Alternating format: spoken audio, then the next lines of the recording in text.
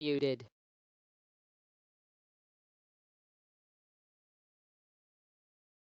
Hi everyone, thanks for joining in on the webinar today. We're going to be having a look at the new page builder functionality within Potentiality. Just as a quick starting point, if people could just type into the chat window to let me know that you can hear me okay. And then if people can do that, then we're all set to go. And okay, thanks Julie. All right, so as mentioned, we're taking a look at our page builder facility today. There's been lots of changes to the inner workings of the Potentiality system, really to try and improve the way that you can build good-looking sites. Part of the reason why I think we've been receiving a lot of feedback on that particular functionality is that I think the editor that was there was a little bit complicated and needed too much effort to try and make things look nice. With the new page builder, I think what you'll see is that it's been simplified enormously, and we've given you a lot of templates to really give you a kickstart when it comes to trying to create these things. When we run these webinars, we like to start with this page. This is just a nice, easy description of what Potentiality can do within a school environment. So all these arrows are showing the usage of data, and when it's all inside the big blue circle, then obviously you're using one system for all that data, so it reduces the complexity of using data within the school.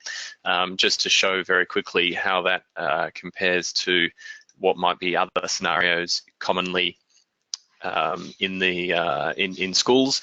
You can see these colors represent the same scenario but using different products. So you can see we've got MailChimp, Seat Advisor, Tribe Booking, Just Giving, Everyday Hero, those types of things, different online communities.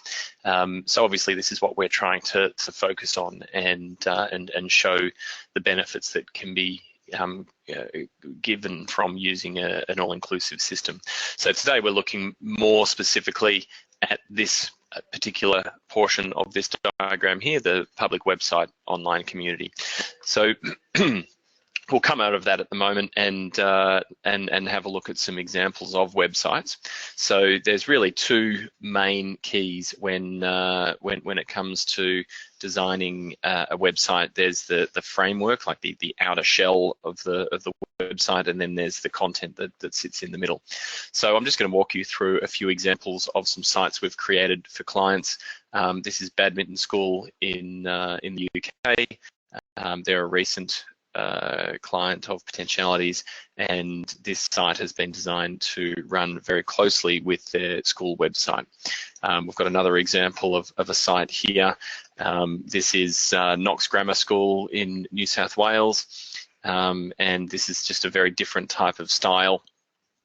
And you can see as I scroll down, they've got lots of images available, and it's a very kind of modern design with these different sections of images. You can see they've also got all their events sliding across.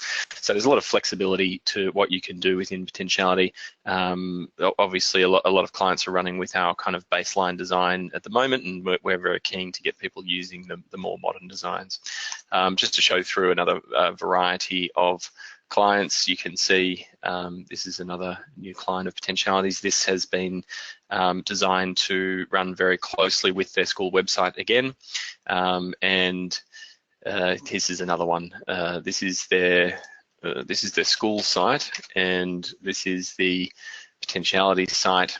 So again, it's been designed to work very closely with Potentiality. So just, I think it's good to have a look at a few examples.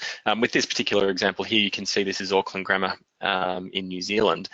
What's interesting with this example is that not only has the site been designed to work closely with the school website, it's been designed so that you can't even tell when you jump between the two. So I'm actually on the school website at the moment, and you can see I'm navigating between the top level menu items. I'm in the @grammar section at the moment, and you'll see the domain name is ags.school.nz.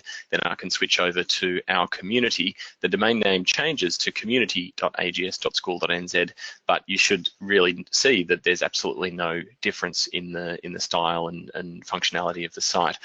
We can now just scroll back and we're back into the regular school website, and then we go back to our community, and we're back into the potentiality system. So what that means is that the potentiality system, with its fundraising, event management, communication systems, all of this is running in seamlessly with the school website. And so as an example, you can see we can just click on register for events, and now we've just got all their events available to on the one system. So that's displaying directly from the event management system. There was no need to copy and paste those events when they were created. So that's a bit of a look at the shell. Many of you would have seen some of those examples before, but I thought it was worth going through them again. Now let's have a look at the content management. So to come through and have a look at the content management, this is one of our demo sites with WCBS, which is our new partner in the UK. And so we'll use one of their demo sites as a way of showing the functionality of the page builder. You can see we've got an item in the menu here for page builder test, and we've just dropped in some content. What I'll do is just come through and walk through this example from the very beginning. So we've come through to the menu editor, and we'll do another page builder test, and you can see that page builder is now an option under editable pages. We will actually be removing the editable page functionality. Eventually the page builder will take over entirely with regards to creating content on the sites. They're just running together at the moment to allow clients to migrate across. But if we click on page builder and just drag that over to the menu system, you can see we've just dropped that in. I might just move that to the side so it becomes a sub-menu. This is also a new design for the menu editor. You can see that we've collapsed all the menu items just to make it easier to create menu items in the menu system. So you can expand all those if you want to add menu items or move them around. So we've just created our new test. So we've got another page builder test now in the menu. We can just click on that, and we now have an empty page. So once again, we'll click on edit on page. The big difference here is you'll see that we've now got all our templates appearing on the right-hand side. So we can scroll through all of these. There's actually 150 to start with, but we will be building on those eventually. And we can just drop in, let's say this one here, which has a video and a bit of intro text. And there you go, we've got a nice looking page straight off the bat. You can obviously edit this link so that this is YouTube links here, and you can change this to whichever YouTube video you need it to be. And these are just very, very simple drag and drop and click and edit. So we can just change the text there. These little buttons on the side just do very simple things. The top one is just to move it around. So if you had a couple of, for example, if we move down and put in the social networking integration, oops, let's try that again. And you can see we've got an example here of social networking integration, but if you decide that you change your mind about where you want that to be, we can now just move that up to the top. You can see each of these buttons have the edit link again. So again, we can just change where that references through to. We can tell it that it should pop out into a new window, and that's all very, very simple. So the other buttons there, this button here is to actually replicate. So we've got now two content elements that are identical, but obviously the last button there is just to remove that, because obviously we don't want that block. So it's all very, very simple and easy to use. You can just go in and change the content round to whatever you need it to be. You can see up the top we've got some formatting options, so bold, italic, underlined, etc. So you can go in and make whatever changes you need.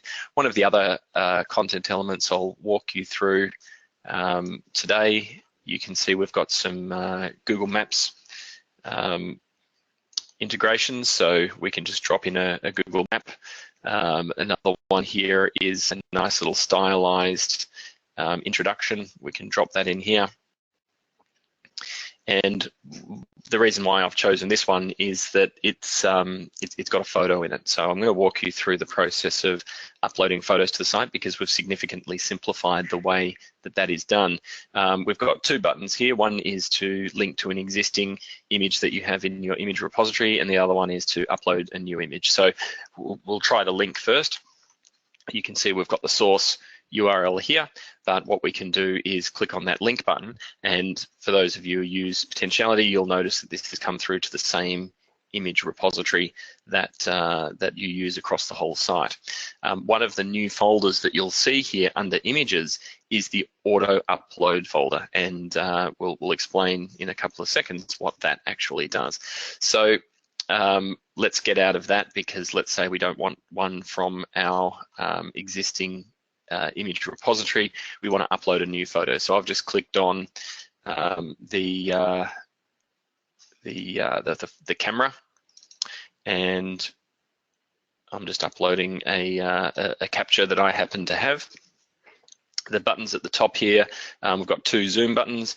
We've got the OK to continue or the no crop. So basically, this facility is going to crop this image to fit into the original circle that that you saw on the page. But if you tell it not to crop, it won't crop it to the circle. So what I can do here is actually to zoom in and go to a certain part in the. Obviously, it's not a very interesting image, but you get the point. Then I click OK, and you can see it's created that circle around the image. Now, what actually happens when we save this content is that that image goes into the auto upload folder. So when I click save, you'll notice at the top of the screen, the first thing that comes up is saving images and then saving content. So it grabs all the images that you've used on that page, uploads them to the auto upload folder, and then you can see we've now created our content. So that's a pretty good look through the new content elements of the site. There's been a lot of changes to kind of the background of Potentiality in order to facilitate this, such as we've had to make a lot of changes to enable bootstrapping, which some of you may have heard. Some font changes. You know, we've tried to minimise the impact on sites to become compatible with these sorts of facilities, but obviously there's been a lot of work done. So if you have any questions about any of this, please just type it into the chat window now. But that's everything that we were wanting to go through. I guess the last point I'd like to make is that if you want to speak about any of those new designs and making Potentiality work more closely with your school website, and Anna will send through a recording of this video so you can have a look at the slides. Julie's asked about bootstrapping. Bootstrapping is a kind of a web standard format, and what it means is, and one of the catchphrases used with bootstrapping is mobile first. Bootstrapping, CSS bootstrapping as it's referred to, is something that was created by Twitter, the people at Twitter, and it just is a way of styling sites that focuses on mobile first and then looks at the full screen version. And having that approach just means it's much easier, because mobiles are usually harder to accommodate. So coming from the approach of mobile first makes it easier for content to look good on all designs. And so the fact that we've actually implemented bootstrapping on all of our sites, then that has made us able to use this facility. Jean's just asked about changing existing pages. You will be able to change existing pages. As I've said, we're going to be getting rid of the existing editor, and what that means is you'll be using this editor when you're editing the content on the regular pages. And when you're using this content, you'll be able to drag in the templates, and if you want to actually then move the content from your old location to the new location, you can just drag and drop it directly in, and it'll be as simple as that. So you will be able to change the pages that you've already designed by using this editor, or you may like to start from scratch, and one of the ways of starting from scratch would be just to open up both in separate windows, create the new page, copy the content across, and at least that way you'll be starting with a fresh page that is structured and designed in using these new content elements.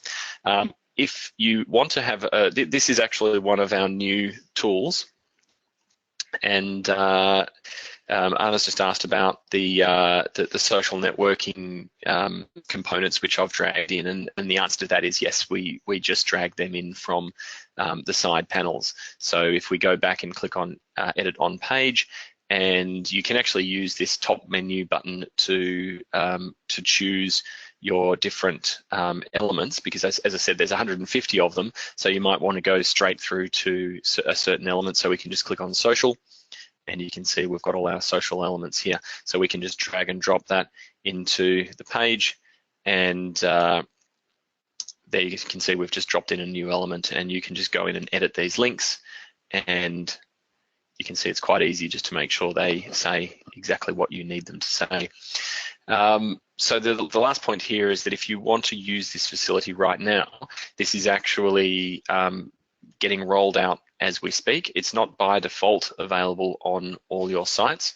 And one of the other things that I'm going to introduce right now is the phrase that we use, which is called beta snippets. Beta snippets are a way for us to roll out all our newest upgrades without impacting negatively on existing sites. And if we come through to the site wizard and click on Other, and then click on Enable Beta Snippets, you can see that beta snippets have been enabled on this site. So that gives this site the ability to drop in these the page builder. If you would like to start using this facility immediately, and it is completely functional and many clients are using it already, you can just go into the site wizard, click on Other, and click on Enable Beta Snippets. And this is just a way of getting a look ahead at some of our newest features. If you want to wait, then that's fine as well. On the first Monday of every month, we're rolling out all our new upgrades. So you'll only be waiting a couple of weeks if you want to wait for this to get rolled out properly. That's everything that I wanted to go through today. So if there are any other questions, feel free to shoot them through via email. But thanks very much for your time, and look forward to seeing you at the next webinar. Thank you.